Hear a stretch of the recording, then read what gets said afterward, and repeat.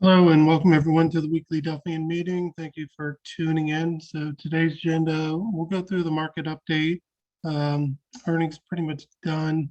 Next week we'll be putting out Q2 earnings plan, and we'll have the results from the previous quarter to go through next week. And then after that, for today's meeting, Joe, he'll go through some charts with the ETFs. All right, let's get started. Okay, overall, indice-wise, NASDAQ, SPX still in one. Russell, that went into 7, then 8, and then came right back into 7. So the 7's been a lot better than the previous one. And then market pulse wise, so we've had a pretty big bump, 37. So now we're at 48.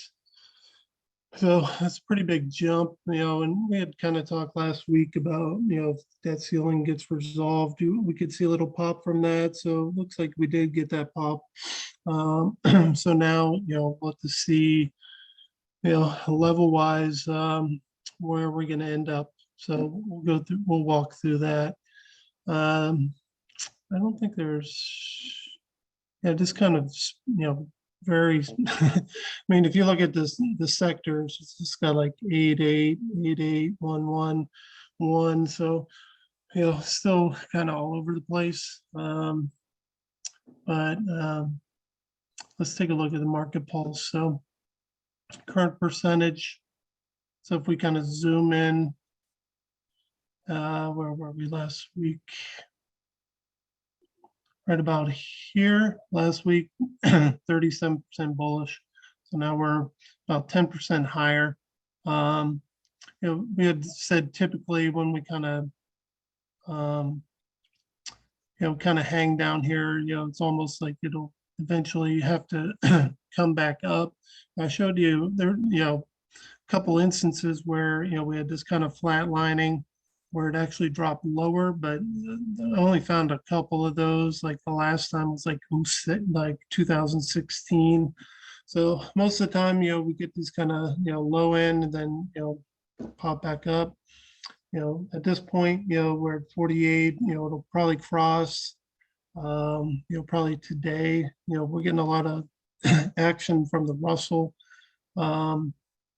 So, it's just a matter of, okay, are we gonna, have a big jump up to like these 70 levels, or is it going to be, kind of muted with a turnaround in the 50s kind of area? So that's just what we have to kind of keep our eye on.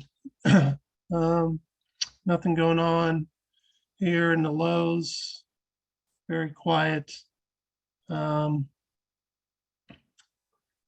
nothing really there.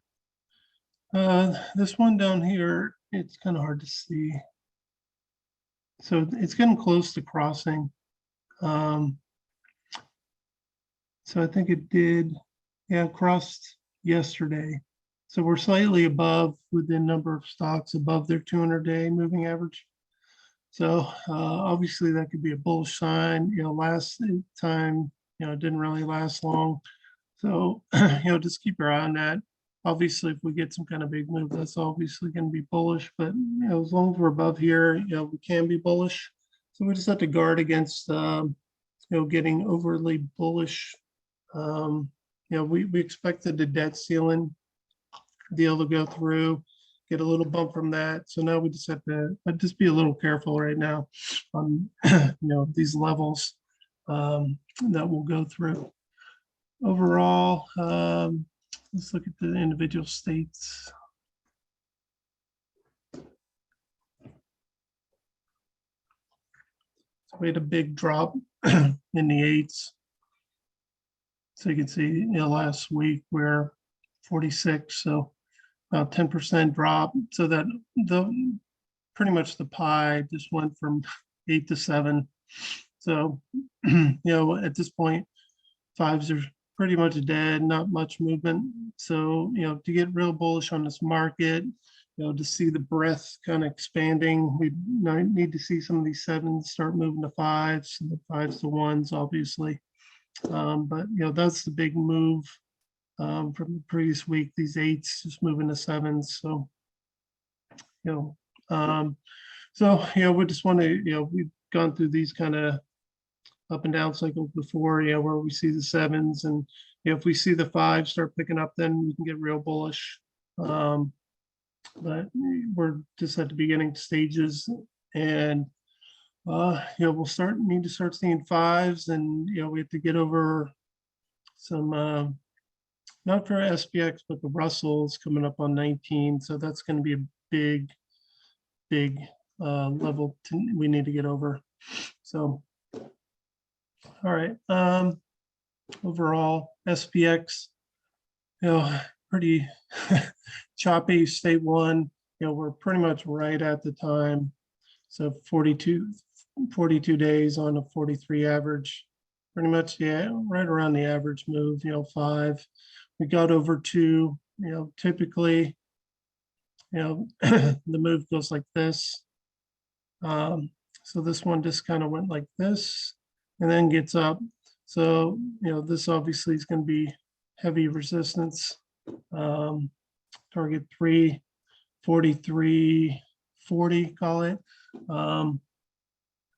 So that's really all we have to guard against here. And then staying above 4,200. So the previous range was here, 38 to 42. So we're above 42. So just stay bullish. It's got to stay above that floor 4,200, and then obviously we don't it'll run into a lot of resistance here, 43.40. So we'll just have to see how this one pans out. Excuse me. Let's pull up the chart. Okay. So one thing I've been kind of focusing on is this 50-day. Sorry, got something in my throat. 50-day moving average. So that's been really good support, which is a very bullish sign. Tested, let me just annotate here, and here. That provide the floor so far in this move. So obviously keep your eye on that 50. The 4,200 obviously is critical to stay above that. If we do that, then we're in a new range, 42 to 46. That's off the chart, but here's the previous long time channel range we've been in. So we did break out of it before back here. That level we got up to 43, 25. So we haven't gotten that high yet. 4,300 pretty much has been the high. So it'd be nice to get above this kind of level. How that correlates here, that's almost at the target 3 as far as the modeling. So this seems like it's a little exhausted right now. With a big pickup in the Russell past couple of days. So we just have to make sure we stay above this 4,200 if we want to stay bullish on this market. But just kind of exhaustion past couple of days. Just kind of keep our eye on that reversal, and really just we got to stay above 41.36. That's the moving average. So that'd be lower term support. So you got 42. And if it gets below that 41.36, if we break that, then kind of all bets are off. And if we get below 42, I wouldn't be surprised. If we get back in that range, let's see what's going on. Obviously big Fed meeting next week. But as of right now, we're above that 42. So let's see if it turns into one of these little tops. We'll know within a couple days here, I would say, if we're going to stay above that. So kind of the bigger one, I'd say, is this Russell. So it's a big, had a huge day. You know, 2 out of the last 3 days, and even today's pretty big, I think. You know, it's up 1.5. So we're getting right near that 19. So it has broken 19 before, but, you know, kind of short-lived. But obviously, you know, that 19 is going to be critical level. It's in between target 3 and 2. So it'd be kind of like the average move would be right around 1900. So something to guard against. So obviously, if we can get above 19, it'll be very constructive for the markets, you know, and stay above there. So, you know, SPX and Russell above there, you know, that channel range we've been in a long time would be constructive. I'm not sure. I'm not sold that it's going to, you know, be able to stay over that.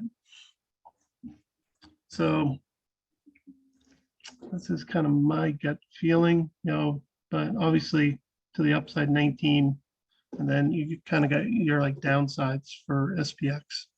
Obviously, this is the top end of the range of 19 to 17. So that's just kind of how I'd look at it here. You know, we're going to get the cross, bullish, bearish over 50.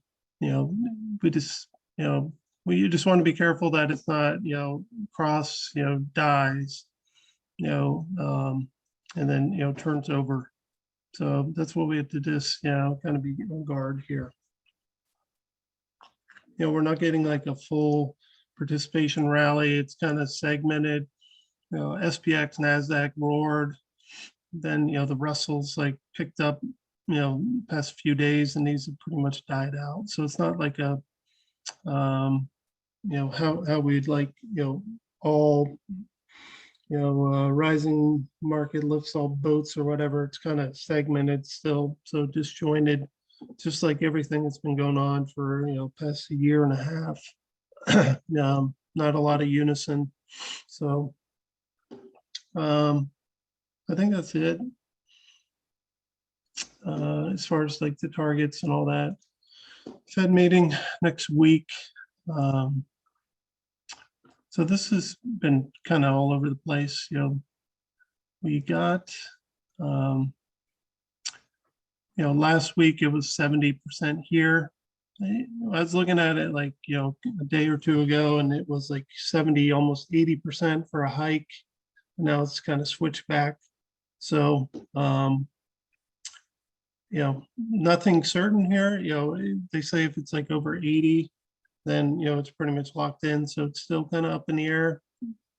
I think, you know, between the next 2 months, they're still kind of factoring in at least one more quarter hike. So this would be a quarter hike by July. So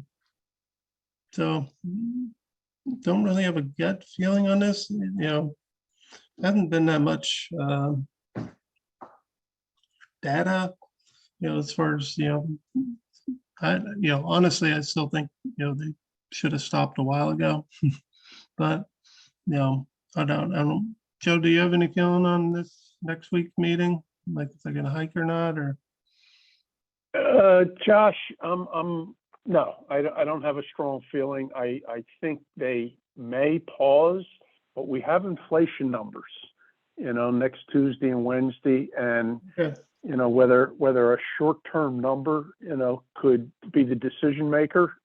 It's kind of hard to say, but you know, we get CPI on Tuesday and PPI on Wednesday. So Right. yeah, Okay. no strong feeling. Yeah. Well, there's still, you know, something's priced in within the next month or two. So yeah, I don't have a strong feeling on this one. So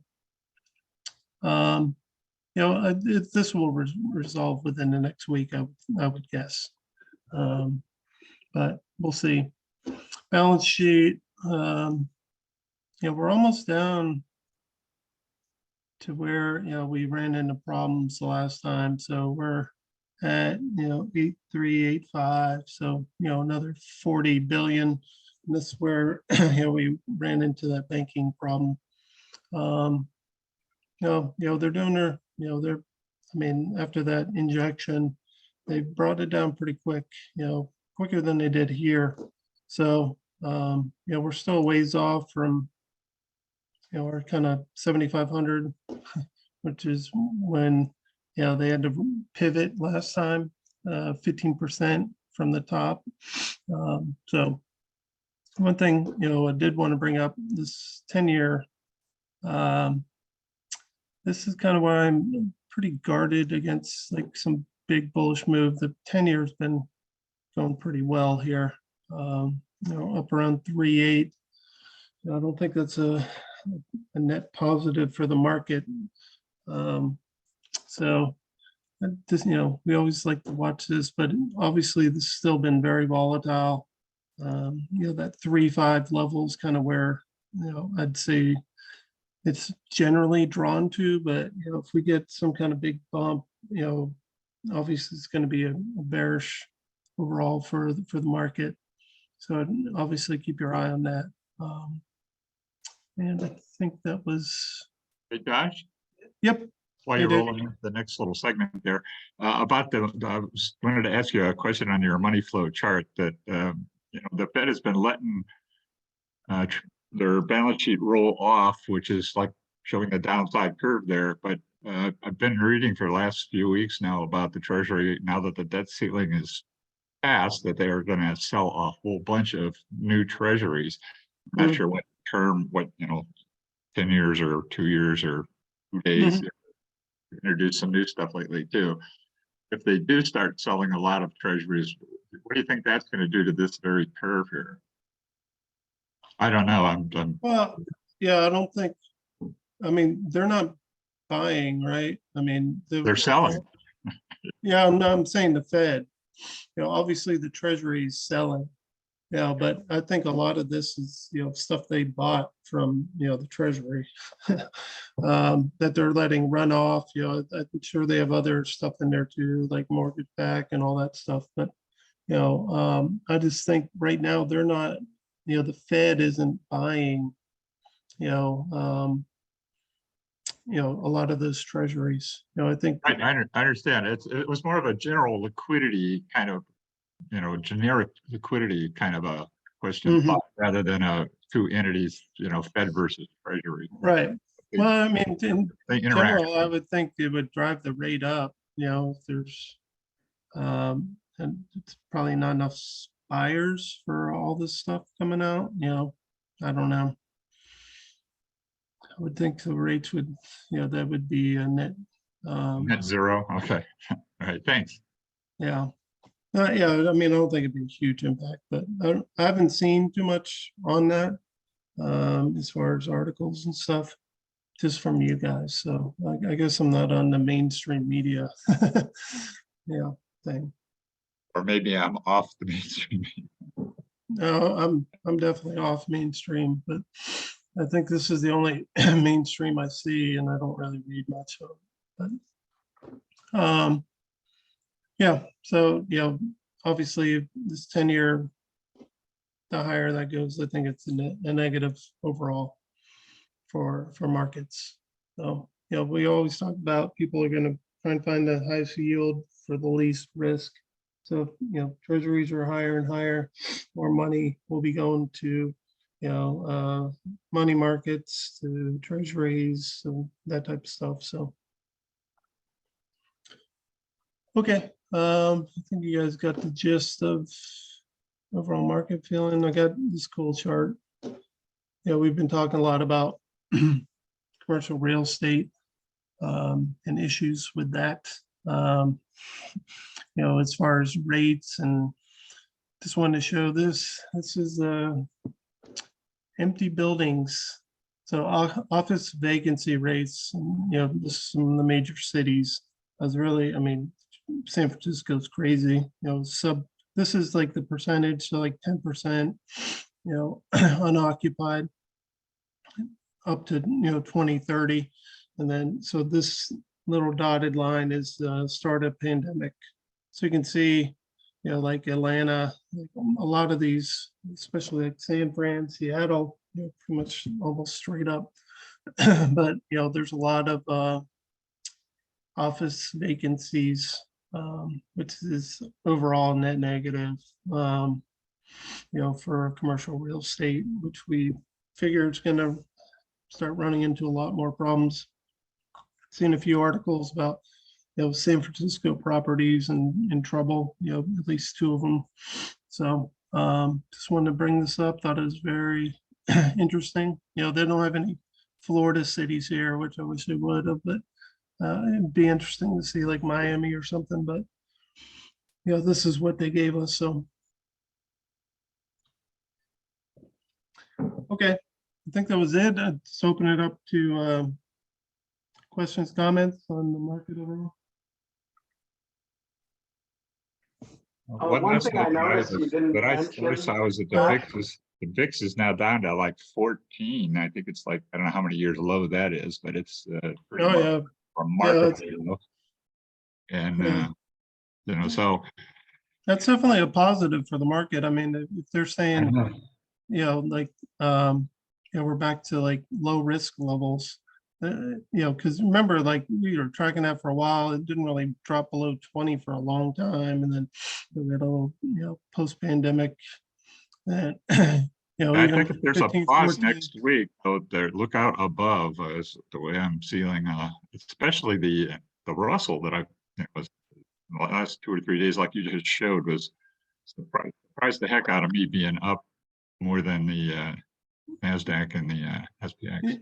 Yeah, well, I mean, it's been, kind of ignored Right. for so long, and it's almost like a catch up. But I mean, it's just, kind of more of the same, like conflicting signals. Like you got VIX like dropping almost down to like, normal kind of bullish levels, which is low, 13 down to like 11. Those are kind of like, I mean, single digits wasn't unheard of in the past, but this is almost that kind of like normal level, which tells you like a lot of the risk is being taken out of the market. But you got the 10-year going up. It's just a lot of conflicting things, which is why I'm just kind of guarded on this. I'm not jumping in on like the bullish train yet. We figured we'd get a little pop, and we did, and now we're kind of okay. Figure this out. Rates are going higher. They're doing tightening. It's just hard to with those kind of macro backdrops. You get super bullish. Obviously, if we can get more breadth with those 7s going to 5s, and it might be more on the bullish train. But I'm just kind of guarded right now. So. It's encouraging though to see a bigger market breadth than we have in the last couple of weeks. So yeah, encouraging. Thanks.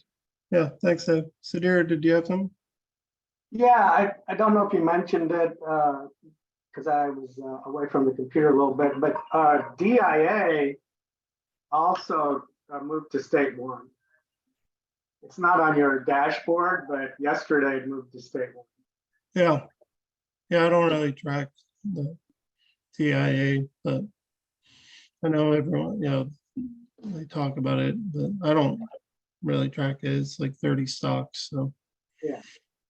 But yeah, I mean, we had some big earnings. NVIDIA, that was obviously a monster. I should mean to we're looking at stuff this morning. I'll show you guys. I was looking, we were going through the weeklies of like the different ETFs, and they're all pretty much just like ho hum. But this one is NVIDIA, you see last time, had this huge move up. So we're outside of the bands for weekly, which is pretty, it's a pretty big deal. Had the same type of thing.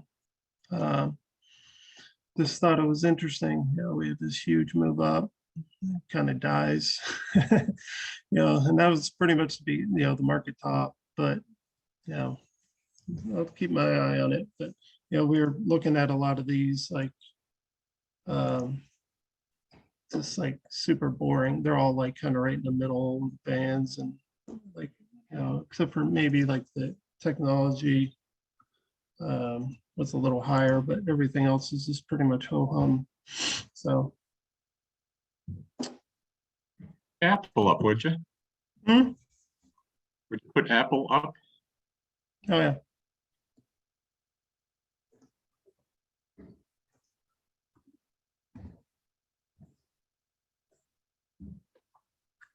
It's upper, It's but in the middle of the band. Okay, I thought it would be higher.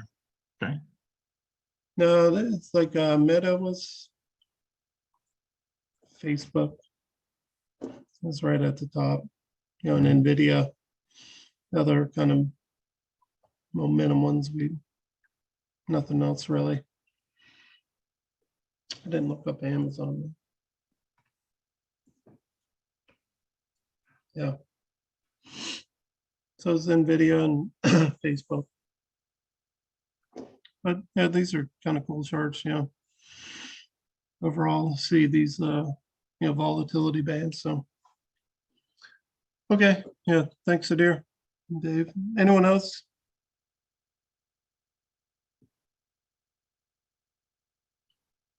Okay, I'll turn it over to you, Joe. All right, Josh, thanks. Good job. Mhm. Let's see. Try to, there we go. Hi, everybody.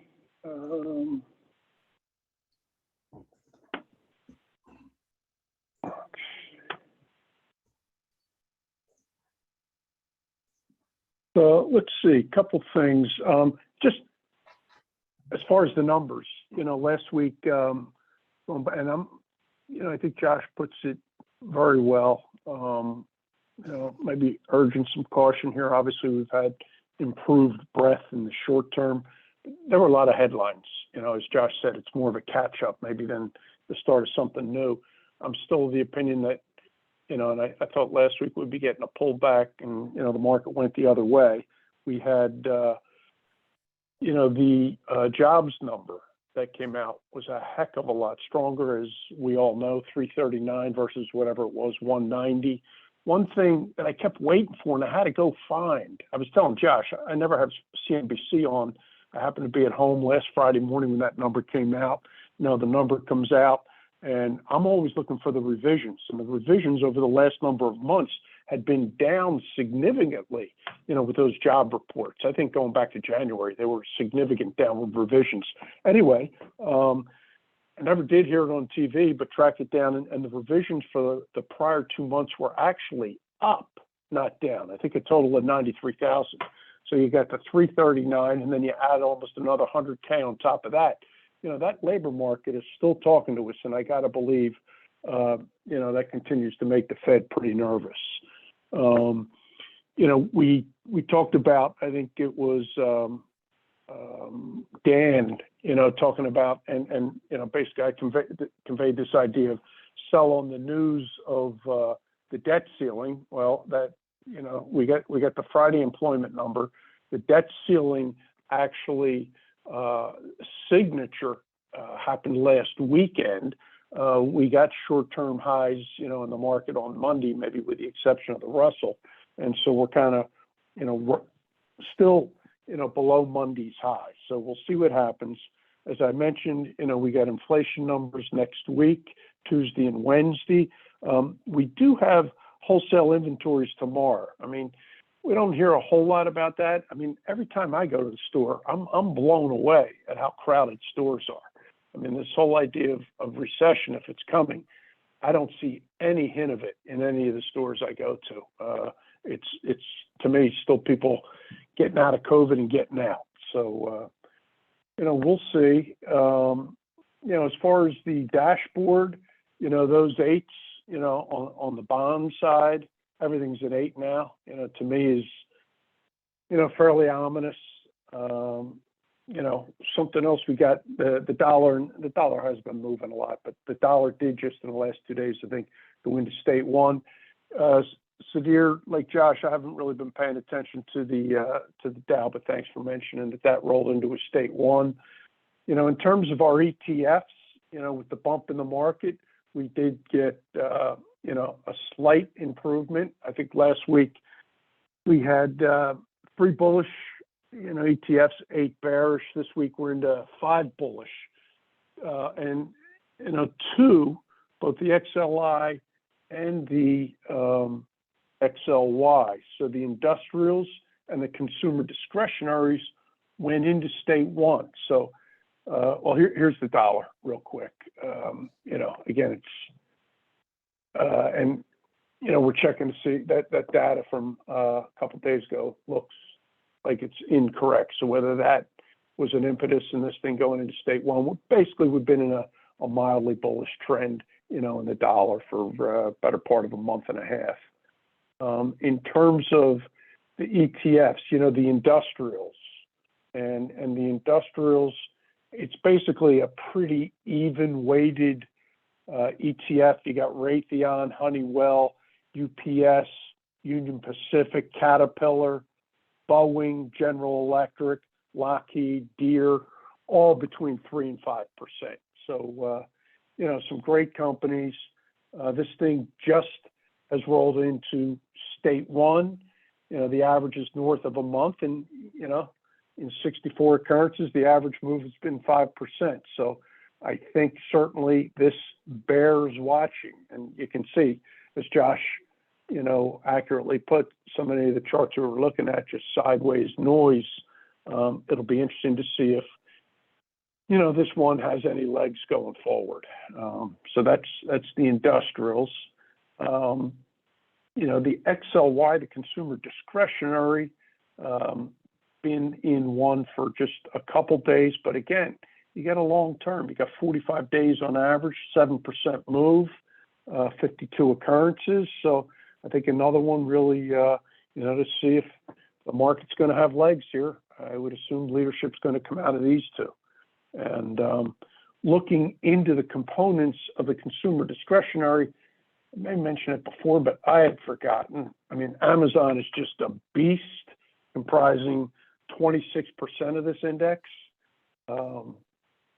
Amazon, like, a lot of the other techs, I mean, it was just a humongous low, at the end of the year, down in the 80 range. We're north of 120 now, and, we're in state 1. It's been a pretty good, state modeler.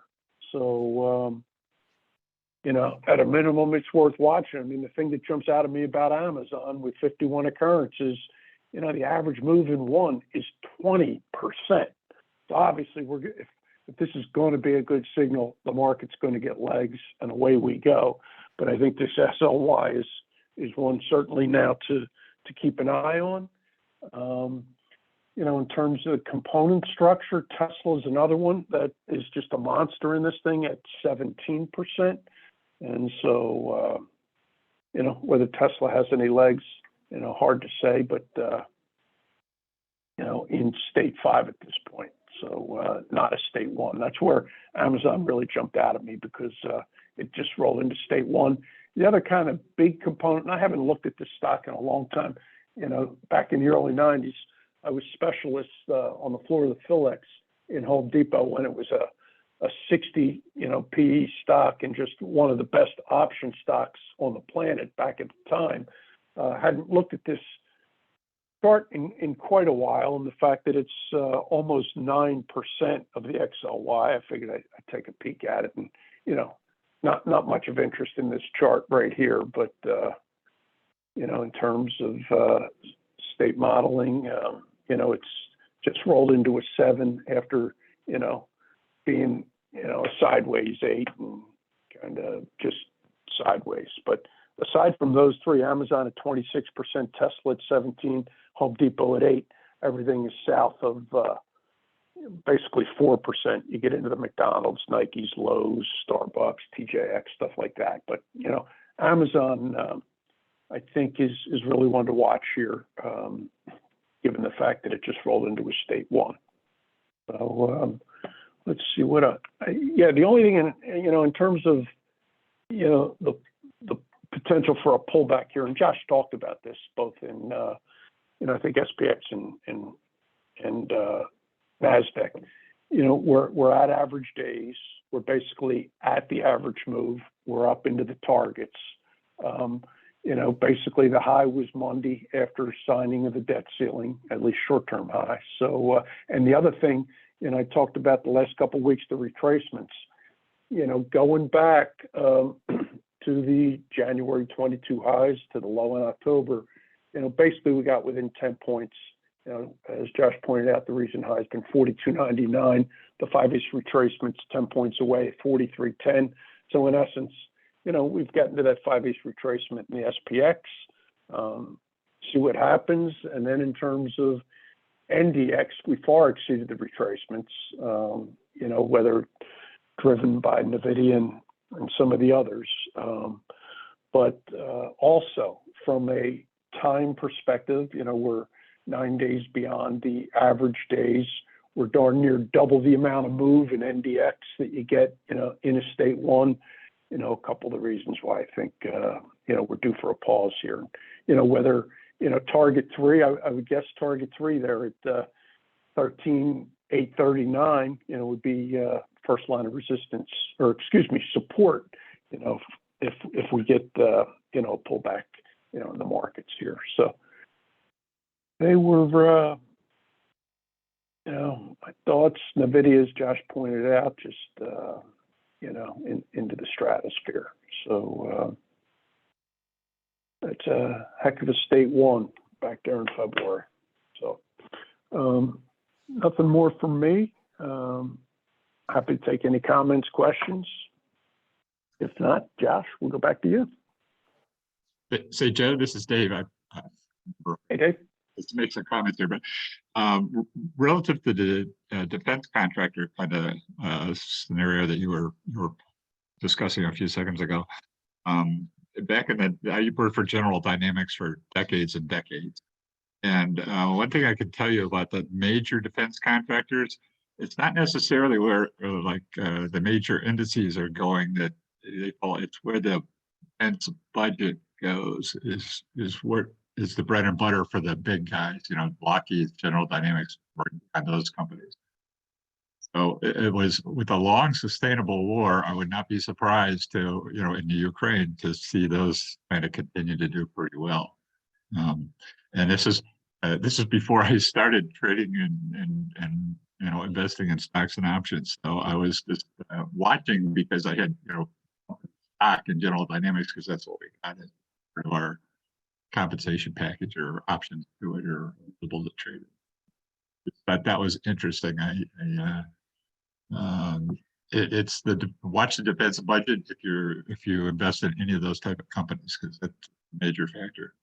The other question I wanted to ask you regarding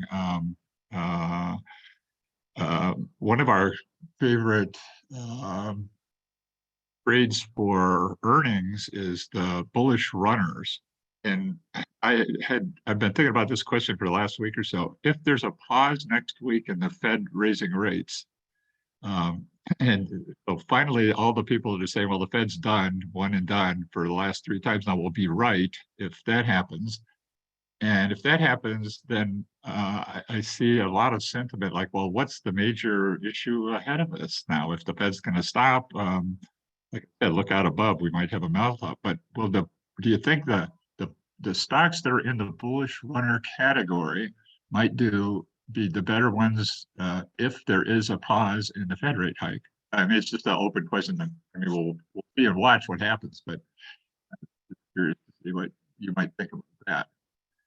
I'm going to go back and look at that category before, just before the Fed meeting, and if they pause, then I'm very much might make some trades there. Just saying. And you mentioned the bullish runners. Do you mean both the pre-runners and the runners? Because the pre-runners would be the first ones on deck. No, I would say, well, if after the meeting is over and we know what we know, whether they raise or they don't raise. Right. If they don't raise, yep. then I would be looking at the bullish runners, not the pre-runners. Yeah, but the pre-runners might be a great trade right now, so it's a good point. I'm wide open but I've been thinking about it, but I have no mindset. Personally, I really think that the market is in for some bit of a correction. How much of one, I don't know. I think that will, maybe not help, our earnings trades, but then again, the back testing is supposed to, offset that. So, I think it's a little bit of a headwind, just where the market is, more so than what happens with the Fed, in the next week or so. That's my take. Josh? Yeah, no, I agree. I mean, obviously, we're in a lull between earnings. We got a couple weeks really. So, I mean, honestly, if I'm rooting for, the earnings trades, I like to see like, the market come down in between the earnings cycles and then, start picking up right as those pre-runners start coming out. But yeah, I'm not sure. The runners. I mean, as the earnings start rolling out, I think those kind of correlate with, how companies are guiding. So, if they're guiding better than what was expected, I think that's where a lot of the runners get their, umph after.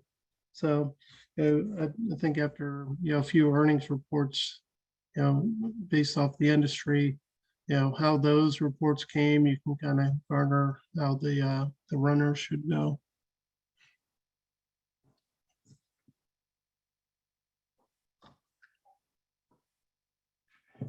Hey, Josh, this is Hey. Russ. Hey, Russ. Regarding, like the pre-runners and the runners, I've been kind of leery as far as going into, executing any of my trades based on, how the market's been going up and going down. Mhm. And all that is based on past back testing, Right. 75% of the time, if it does good, but at the day of the trade, you might have like, like the banks or commodities or some kind of announcements made at the time and it goes down, but yet we execute that trade. We have nothing to designate, like a high probability. We designate, it's a good time to buy that, but as far as the earnings trades, we based on in the past and not on the current. Is there a way of adding a second fundamental test prior to getting into it, since all it's based on past and not the current? Well, I would say it'd be based off your current market analysis, right? Like, so if you're getting into, a bullish trade, you'd want to be constructive on, the market overall, So I think that's kind of what we do, week in, week out here. It's kind of give you, general direction of, like where we think the market's headed. But we make all our trades, like we get at these announcements, okay, this week, these are all the things coming in. And then lo and behold, the banks are going down, the oil's, going down, and on your chart, you're making the actual trade regardless of what the situation is. Right. Yeah. Yeah. The earnings plan that we put out is like systematic. Yeah, it's just like the daily trades, those are like trade ideas for you guys. Obviously, you don't, I know like Sudhir likes to trade them, and he's, I think, done well most of the time. I don't think this last quarter was good, and, quarter one of last year wasn't good. But, the second, third quarter were, the other quarters were really good. So, it's not going to be 100%. As far as those trades, but honestly, we give you the ideas, the testing's done based off of the history, but, whether you decide to pull the trigger or not, obviously it's going to be on current market conditions. I give you like a weekly update on kind of where I think the market's going. So, that and, your own analysis, that's kind of like how we have to leave it. I don't, like a daily kind of like red or green light would be, something that down the road, Joe and I can try and, figure out as far as, those trades, but, that's where we're at right now. Yeah, because, sometimes, that symbol comes in and it gets a state 8 or a state state Mhm. 2, and yet we're thinking it's a bullish trade, and it doesn't work out. Yeah, well, I mean, you know, I haven't done the overlays on the modeling, but I mean, if you look at the Russell, that went into state 8, and that was pretty much the bottom, right? Sometimes they work out really well, but like those daily trades, all those are use state modeling based off of targets, like, so we're looking for bounces off like those T3s and stuff like that. But I haven't done, I mean, it'd be like a massive project to try and incorporate the modeling into the earnings trades. But I mean, obviously, if you pull up the symbol, there's a trade today, it's Walmart or whatever, you guys have been walked through the analysis on those state modeling enough, you should be able to, be able to figure it out yourself. Like, okay, it's in state 2, and it's between target 2 and 3. That could be a good bounce area, right? Or okay, it just went into state 8. Okay, maybe I just pass on this trade if you're worried about it. Right. Sometimes those 8s are the bottom, like the very bottom. Like it went into 8 and it just started going up, right? So it's not like the modeling isn't perfect, obviously, but I think overlaying that, along with your kind of market consensus, will do well. I mean, there's things that we can't control, like that ALB, like it's getting nationalized by Chile. Like that's like a black swan type thing. You have no idea that's coming. But as far as the modeling and I mean, if you're going to do those trades, I would definitely pull up the modeling on it before you pull the trigger and see where it's at. Like, okay, it's in state 1, but it's right at target 3, and it's been there, kind of bouncing on that target 3 for 4 days. Like, okay, that may be hitting a wall, right? So you may not want to take a bullish trade on that. So I think the targets are more more tradable than just like state entry by itself, right? This is Dave. I'd like to make a comment back to Dan too, because I kind of know the sentiment that's behind Dan's thought here. But I have to say this is that usually in the earnings season, there's multiple choices during, to make. And I pretty much look at the group that's offered up for that day or that, within the next day or within 1 or 2 days of the day that we're talking here, find one that, is a green light for the day versus maybe there's one that isn't for the day. And so, I think the system provides enough candidates. Right. You can pick one that doesn't go, counter to like, well, I think this is a good idea, but today's a bad day, so I wanted to sort of, I don't know, defending, but yeah, there's usually something somewhere that I can find that is tradable with either the very short term and whatever the what's a bullish runner or pre-runner or whatever in the group category of the earnings group of candidates that day. So what do you look at, Dave, to see that's a good candidate? I mean, is it a particular symbol? Is it a candle size? Is it announcements or what? What is your thoughts of, okay, it's a good candidate, I'm going to make it?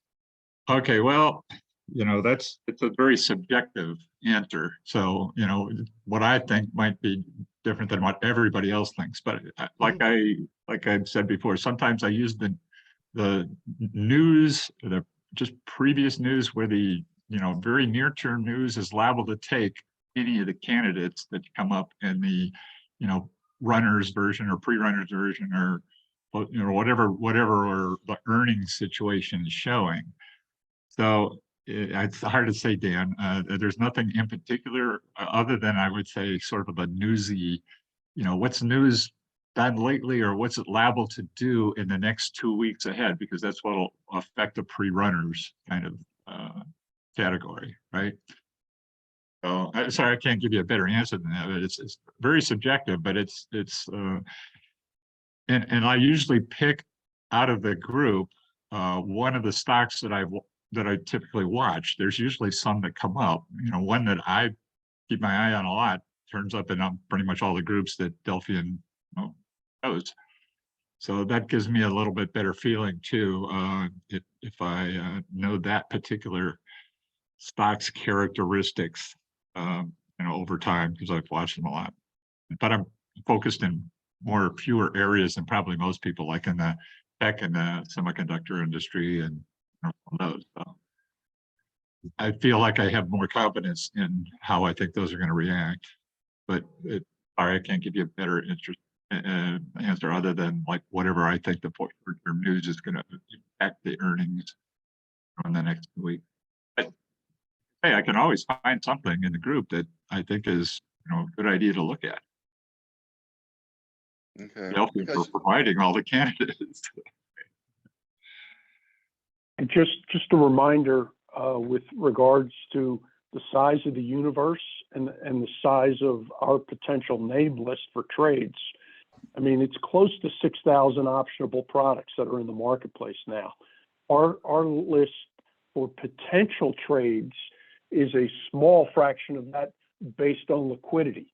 And we're in the process of reevaluating, our liquidity ratios. But what is it, Josh? It's about just 350 underlying issues that we put into the mix for possible trades, correct? Yeah, it's based off of liquidity, Right. And the So, one does out of our, however, how many do we have in the system? Like 4,500? Yeah, yeah, probably 4,500 to $5,000. Yep.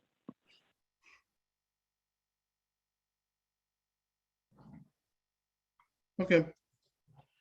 Well, hopefully give you some ideas there, Russ, and we can always, on these meetings, during the earnings season, you can always, go up. We can do, I guess, a little better job of, pulling out a candidate and evaluating it, and getting other people's eyes on it too. Yeah, because you might look at a symbol and it might be oversold or overbought, or something happened in that particular sector that no one should recommend getting into it. Yeah, well, they're not recommendations. It's not like we're like a broker saying this is a good long-term investment. These are all just trade ideas that we put out. And like Dave has the right idea. Like you just look through the list, right? And okay, I see Apple's in the daily trade today. Let me take a good look at this, right? Or stuff like that. I mean, that's what it's really there for. Right. You have it defined as 7 out of 10. What will it That's take the to have it out screening. of 8 out of 10 or 9 out of 10? That's just for the screening. We want to have a run up of at least 3%. Like that's for the bullish pre-runners, at least 7 out of the 10 times. So like 70%, it's going up at least over 3%. So those other ones maybe went against it. But that's why from there we get that candidate list, and then we test the actual strategy on it. That's just like the screening. So if I did 8 out of 10, we'd have there'd be less of those trades, right? So it's just really just the number that 70% is based off of the returns of how many candidates there are. That's why I did that number. I could do 10%, and test, just a lot more testing, but that's just based off of like how many we want to run through the tests. Instead of doing the whole list of 350, you're doing like 100 something, right? And if they perform well, then it goes through. But if I did 8 or 9 out of 10, we may have 20 candidates we test. True. But it'd be a higher probability of success though, too. Well, I mean, really, it's about idea generation first off, right? It's like, okay, this one's done well. I mean, we only put the ones out that have, not one, they've won 9 out of the last 10, right? Right. So at least, some of them are 100, but, you know, originally it's just because like, okay, we found Google, it's like, oh, this thing always runs up, right? So it was way too expensive back in the day. So, but that's the idea. It's like, finding ones that over and over, usually like run up into it, but you're gonna have some quarters that done. So Okay. On a different, mhm. If I can add a comment, I Yeah. trade, at least from what I hear in the group, I think I trade the earnings more than anybody else. And I'm always amazed at how well they work, even when I don't think they're going to work.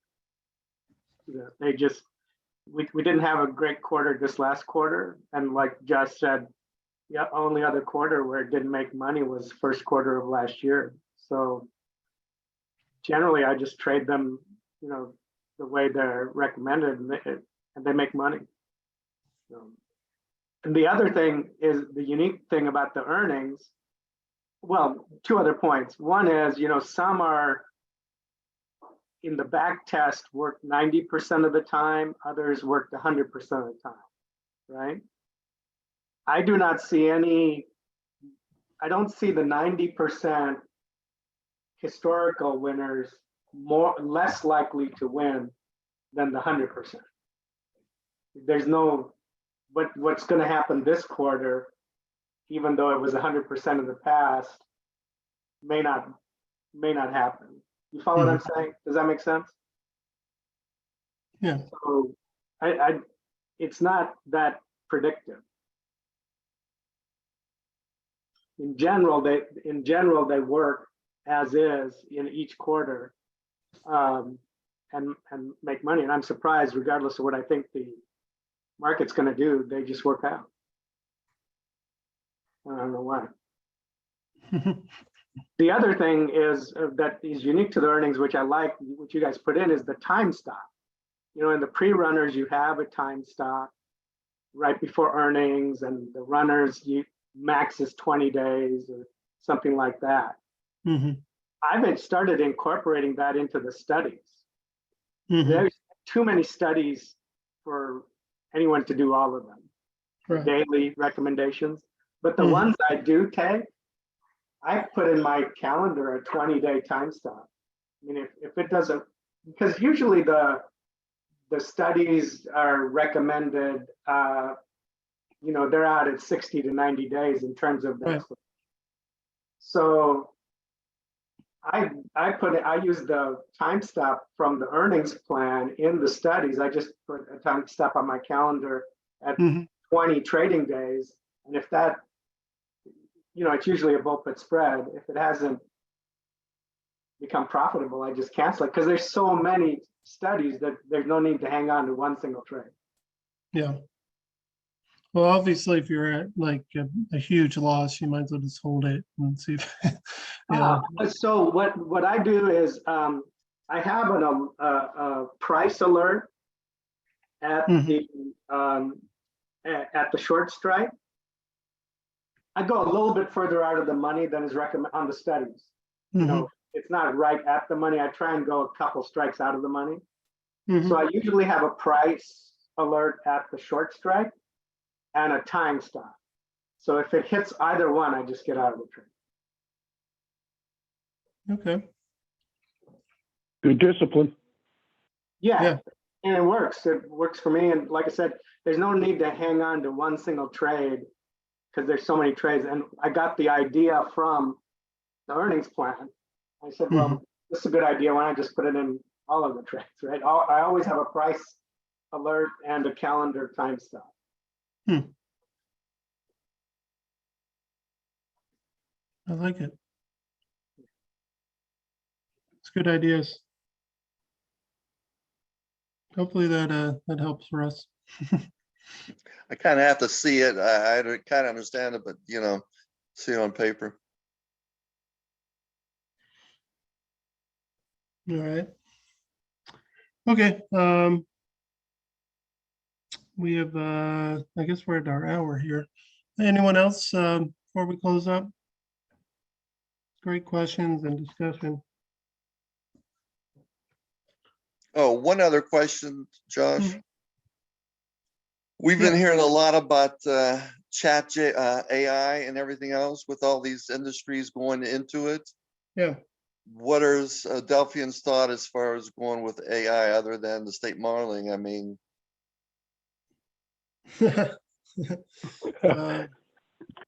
Yeah, we don't have anything. I mean, my general opinion is you know, that chat GPT or whatever is public facing, you know, that's gonna be the lowest level.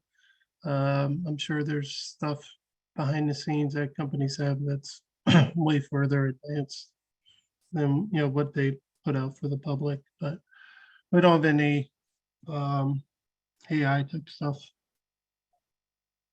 on the horizon. If you ask me, I think the Chat GPT ought to be using Delphian as their data set to be choosing from. Just my opinion there. Thanks. I have entered trading, you know, asked ChatGPT about trading recommendations and got nothing. In Yeah. fact, they come back with a disclaimer that the market is not predictable and we cannot help you with this and blah, blah, blah. I don't remember exactly what it said, but I put it into ChatGPT and just got a disclaimer back. Yeah. Well, you can be sure there's some AI out there trading for some funds, I'm sure.